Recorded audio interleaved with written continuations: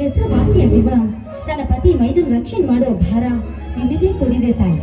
ಇಂದು ಈ ರೈತರಿಗೆ ಕೊಡುವ ನೈವೇದ್ಯವನ್ನು ಸಂತೋಷವಾಗಿ ಸ್ವೀಕಾರ ಮಾಡಿ ನಮ್ಮನ್ನು ರಕ್ಷಣೆ ಮಾಡುವ ಭಾರ ನಿನ್ನದೇ ಕೊಡಿದೆ ತಾಯಿ, ನಿನ್ನದೇ ಕೊಡಿದೆ.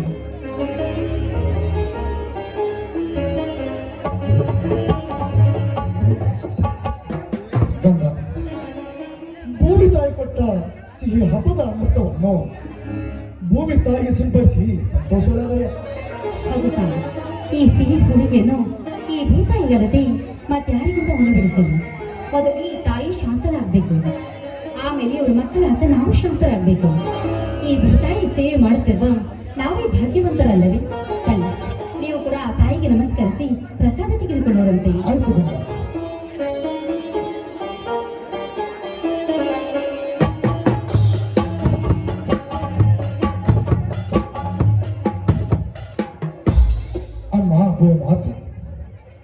ಬ್ರಹ್ಮಾಂಡದ ಮುರುಡಿಯನ್ನೇ ನಿನ್ನ ಗರ್ಭದಲ್ಲಿ ಇಡಿಸಿಕೊಂಡು ಸುಂದರ ನಿನ್ನ ರೈತ ಮಗನನ್ನು ಸದಾ ಉದ್ಧರಿಸುತ್ತಾಯಿ.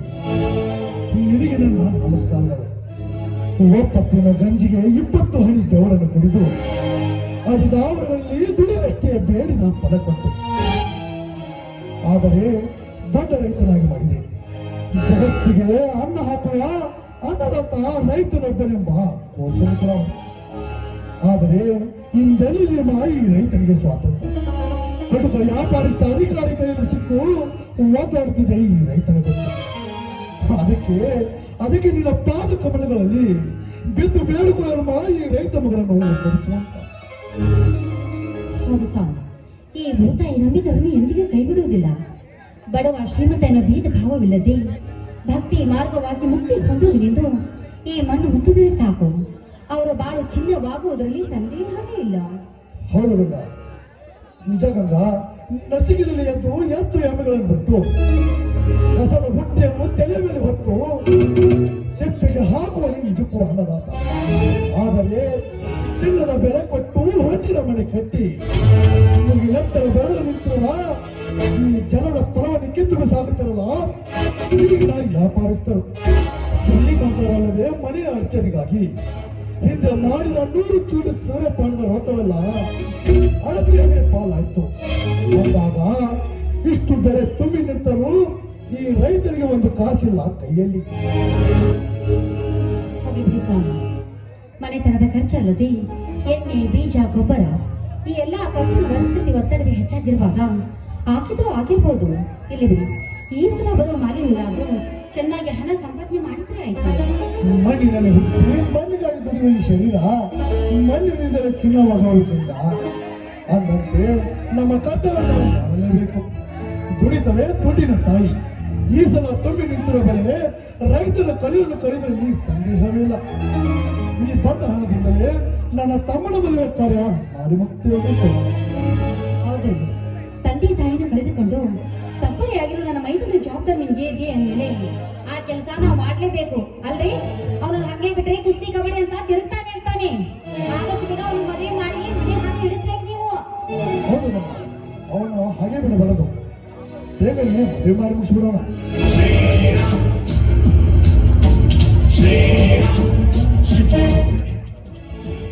ಅಣ್ಣ ಅದ್ಗೆ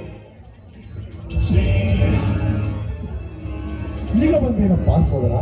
ಹೌದಣ್ಣ, ಈಗಲೇ ಬಂದೆ. ಅಲ್ಲಪ್ಪ ಮೈದನ, ನಾನು ಒಂದು ವಾರದಿಂದ ನೋಡ್ತಾನೆ ಇದ್ದೀನಿ. ಕುಸ್ತಿ ಕಬಡ್ಡಿ ಅಂತ ಮನೆ ಬಿಟ್ಟು ತಿರ್ಗಾಕತ್ತಿಯಲ್ಲ, ಮನೆಯಾಗ ಹೇಳಕ್ ಕೇಳಕ್ ಯಾರು ಇಲ್ಲ. ಅದ್ಗೆ ಅಂತ ತಪ್ಪು ದಾರಿಗಳಲ್ಲ ಈ ನಿನ್ನ ಮೈದನ. ಒಂದು ವಾರ ಮನೆ ಮನೆಗೆ ತಿರುಗಿದರು. ಅನ್ನ ಅತ್ತಿಗೆರ ಹೆಸರು ಅಚ್ಚಲವಳಿಸಿಕೆ ಹೋಗಿದೆ ಗೊತ್ತೇನಮ್ಮ. ಅನ್ನ ಅತ್ತಿಗೆರ ತುತ್ತು ಮಾಡಿ ಉಳಿಸಿದ ಭಾಗ್ಯ ಎಂದು ಸಾರ್ಥಕವಾಯಿತು.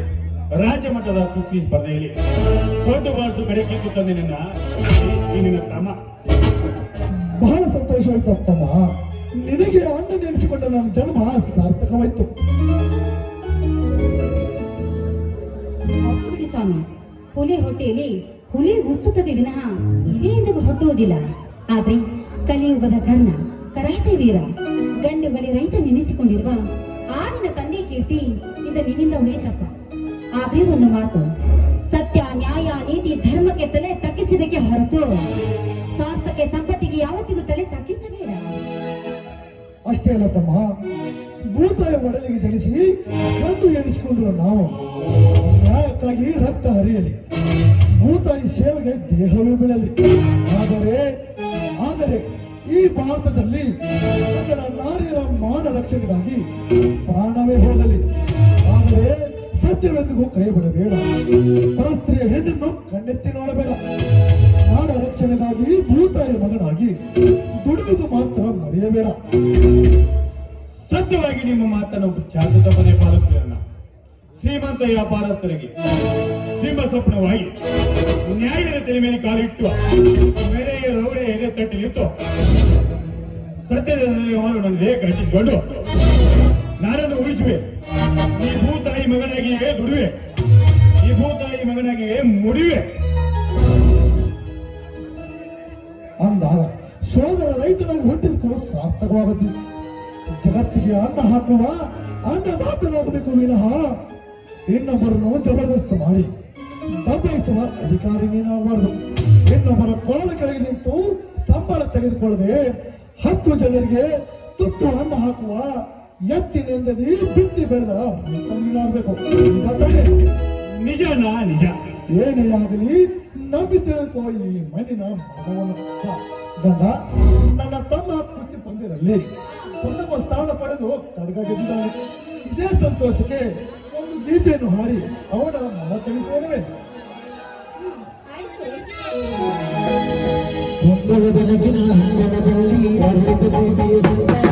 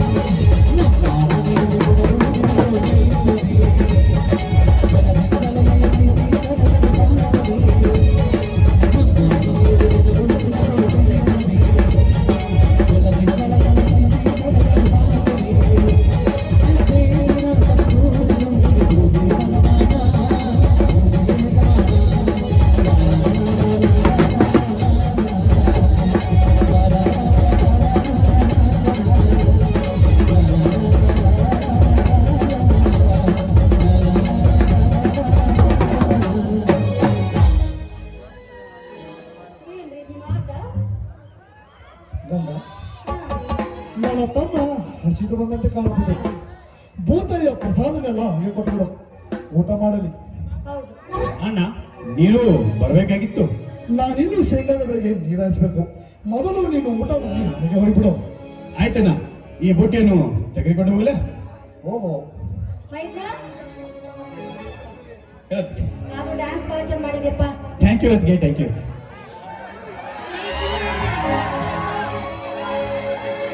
ರೀ, ನೀವು ಡ್ಯಾನ್ಸ್ ಬಹಳ ಚಂದ ಮಾಡಿದ್ರಿ. ಯಾವ ಹುಡುಗ ನೀವು ದೃಷ್ಟಿ ಬಿಟ್ರೆ ನನ್ನ ಗಂಡನ ಮೊದಲು ದೃಷ್ಟಿ ತೆಗಿಬೇಕು. ಅದಕ್ಕಿಂತ ಮೊದಲು ಹೊಟ್ಟೆ ಬಿಟ್ಟಿರ್ತಾರೆ.